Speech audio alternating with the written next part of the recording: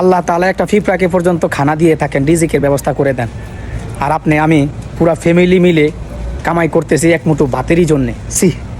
অথচ কেউ এসে ফ্যামিলিতে এসে কেউ কাউকে বলে না চলো আজকে একটু নামাজটা পড়ে আসি, নামাজটা পড়ছো নি, নামাজটা পড়াও, কেউ এরকমটা বলে না।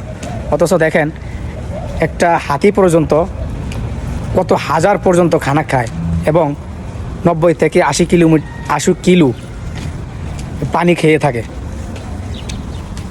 সে খাওয়ার পরে সব খাইয়ে শেষ করার পরে সে কিন্তু ভাবে না যে আমি কালকের জন্য কি রাখবো। আর অথচ সেই রিজিকের ব্যবস্থা আল্লাহ তাআলাই করে রাখেন।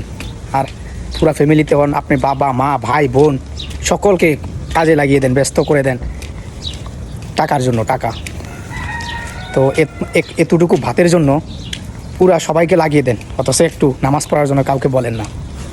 আমি ব্যর্থ মুসলিম। এই দুনিয়াতে আমাদের কোনো দামই নেই এক চারানার। আল্লাহ সবাইকে হেদায়েত দান করুক।